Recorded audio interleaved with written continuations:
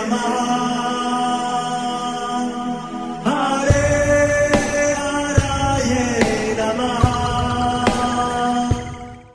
हरे कृष्णा। आज हम भगवत गीता अध्याय 14 श्लोक नंबर 18 सीखेंगे। चलिए शुरू करते हैं।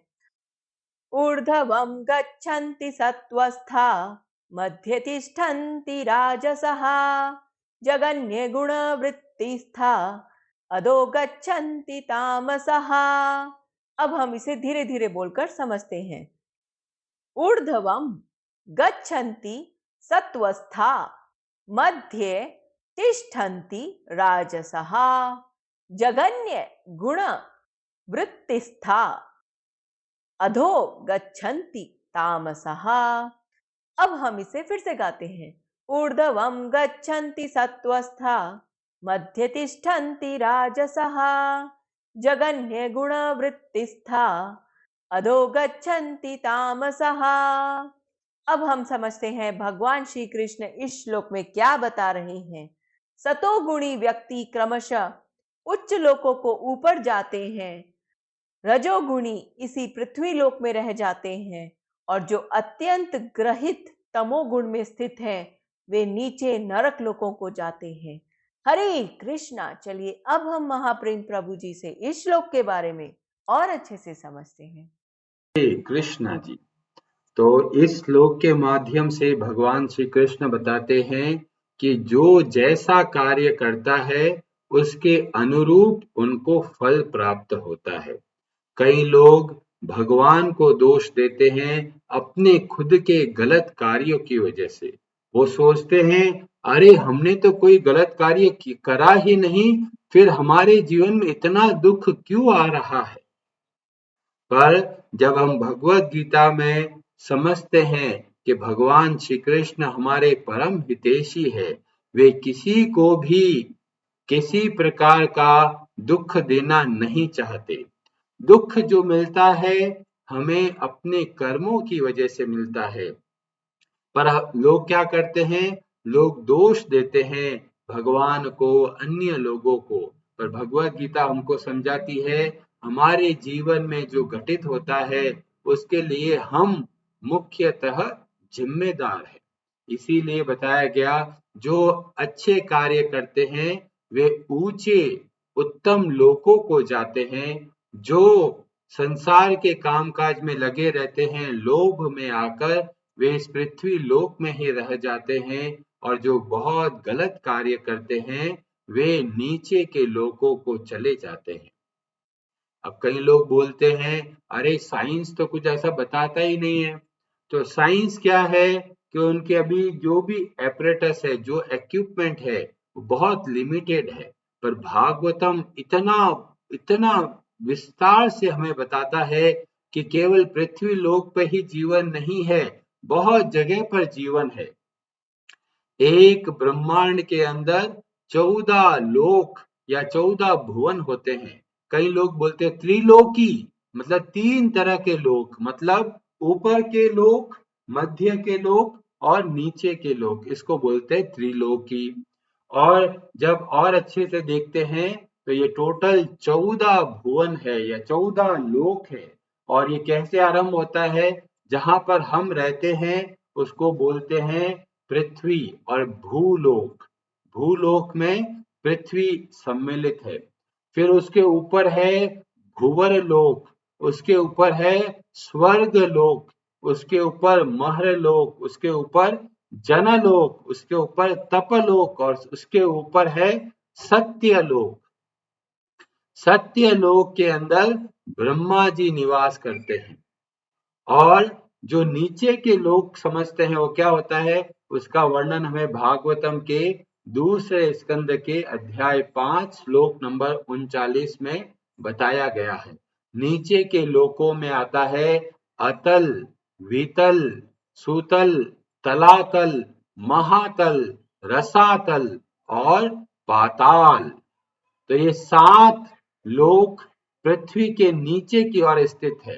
तो नीचे के लोग क्या है, मुख्यतः जो लोग गलत कार्य करते हैं वो नीचे के लोकों को जाते हैं। जो उसको नरक बोलते हैं वो पाताल का एक हिस्सा है, जहां पर यमराज अपनी नगरी में निवास करते हैं और वहां पर जो गलत कार्य करते हैं वहां पर निर्धारण होता है कि इस गलत कार्य का क्या परिणाम मिलेगा और उसके अनुसार उनको अलग अलग लोकों में जाने का अवसर मिलता है।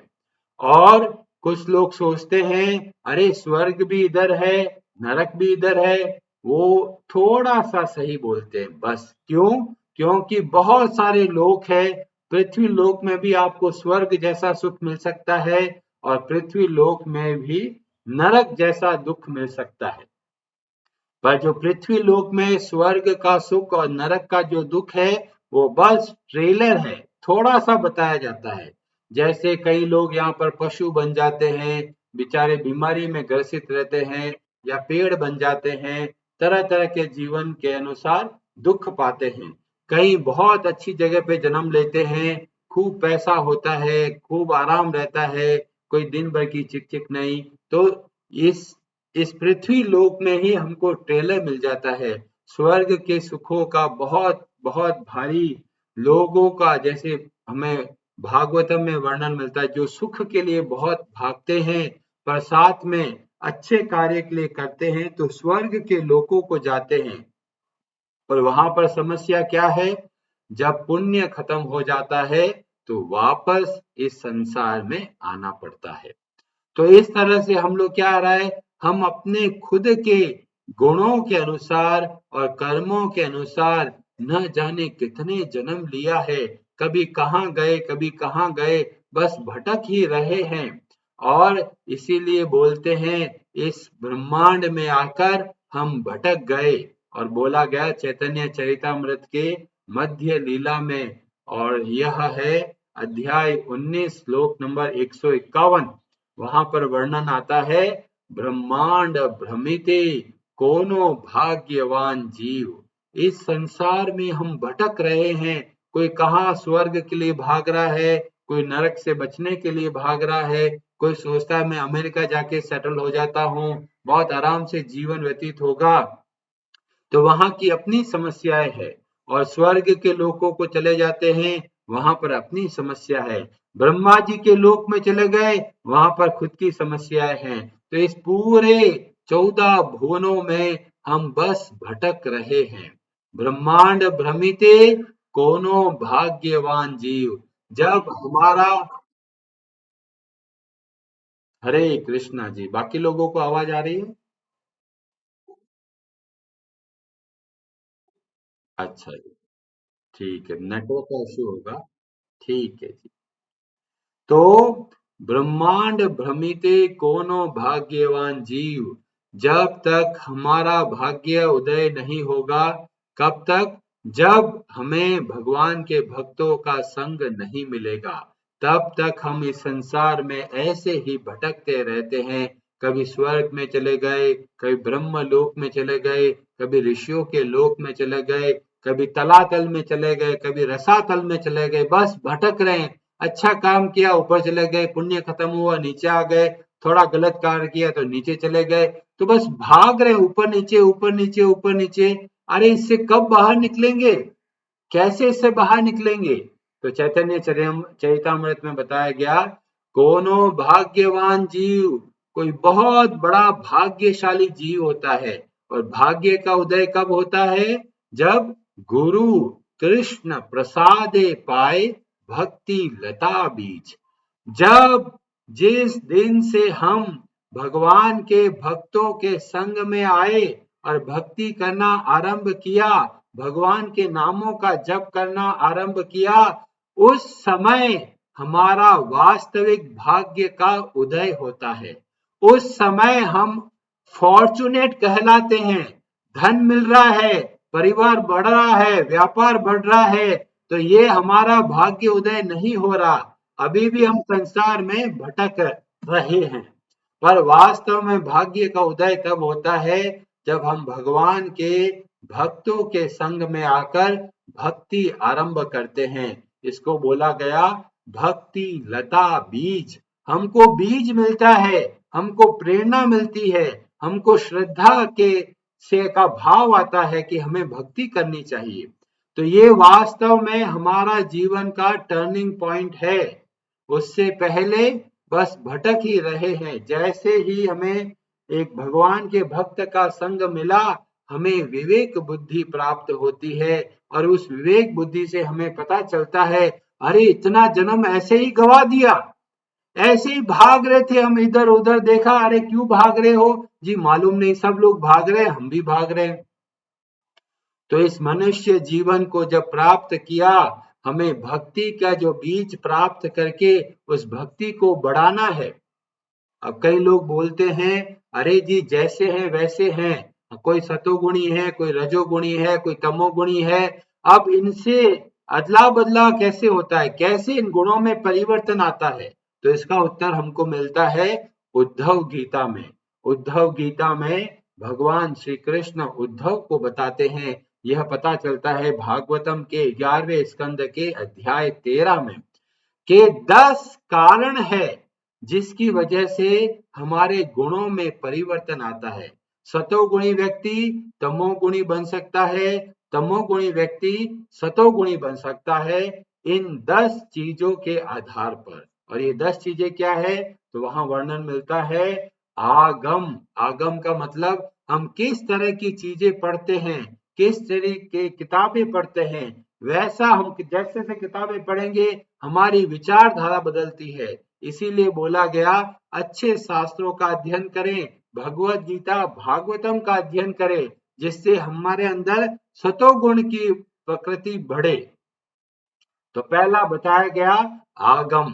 दूसरा बताया अप। अप का मतलब होता है पानी। इसका मतलब है आपका खान पान कैसा है। जैसे आप खान पान पर ध्यान देंगे उसके अनुसार आपके अंदर सतोगुण, रजोगुण और तमोगुण का अंतर देखने को मिलेगा। इसीलिए बोला गया जो भी आप खाना खाते हैं पहले भगवान को भोग लगाइए, भगवान से प्रार्थना कीजिए, ताकि जो खाना है वो खाना नहीं रहकर प्रसाद बन जाए।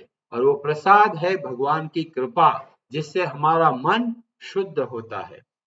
तीसरा बताया गया प्रजा। प्रजा का मतलब है हम कैसे लोगों का संग करते हैं। जैसे लोगों का संग करेंगे वैसे हमारे अंदर विकार आएगा, बदलाव आएगा। अच्छे लोगों का संग करेंगे तो हमारे अंदर सतोगुण की प्रवृत्ति बढ़ेगी, और गलत लोगों का संग करेंगे तो हम धीमे धीमे तमोगुणी बनते चले जाएंगे। तो ये सब हमें बता रहे हैं कि किन किन बातों का हमको ध्यान रखना है। फिर बताया गया देश, मतलब कहाँ पर हम लोग रहते हैं, हमारे अड़ोस पड़ोस के लोग कैसे हैं।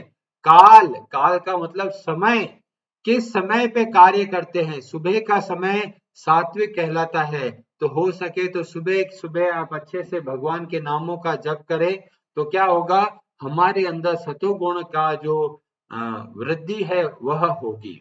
और बताया गया कर्म, हम कैसे कार्य करते हैं उसके अनुरूप हमारे अंदर गुणों में बदलाव आएगा। तो हो सके प्रयत्न कीजिए आप अच्छे कार्य करने के लिए। सारे शास्त्र हमको सिखाते हैं सोच विचार कर आप कार्य कीजिए। और बोला गया जन्म, मतलब कहाँ पर हमारा जन्म हुआ है। भक्तों के संग में जन्म हुआ है, भक्तों के परिवार में जन्म हुआ है, तो बहुत भारी कृपा है। हमें ऐसा वातावरण मिला जिसके द्वारा हम अच्छे से भगवान की ओर बढ़ सकते हैं। तो जन्म एक बहुत महत्वपूर्ण परिस्थिति है जिसके द्वारा गुणों में बदलाव आता है। और क्या आता है, ध्यानम, हम किन बातों पर ध्यान लगाते हैं, कौन सी चीज हमको खींचती है, कौन सी चीज को हम महत्व देते हैं, उसके अनुसार हम सतोगुणी, रजोगुणी या तमोगुणी बन सकते हैं। मंत्र, मंत्र का मतलब है कैसी चीजों को बार बार दोहराते हैं, कैसे मंत्रों का जाप करते हैं, उससे पता चलता है हम सतोगुणी बनने वाले हैं या रजोगुणी बनने वाले हैं। और 10वां गुण बताया गया संस्कार, पिछले जन्म में हमने कैसे कैसे कार्य किए वैसे वैसे हम इस जन्म में कार्य करना आरंभ करते हैं। तो ये दशेत गुण हेतवे, ये 10 चीजें हैं जिसके द्वारा हमारे गुणों के अंदर परिवर्तन आता है।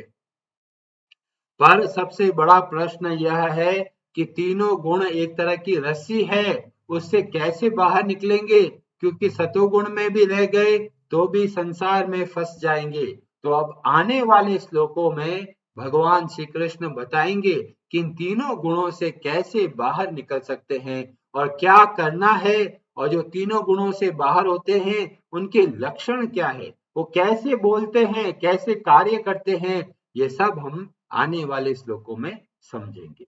हरे कृष्णा जी। आप सबका बहुत बहुत धन्यवाद। Hare Hare Namaha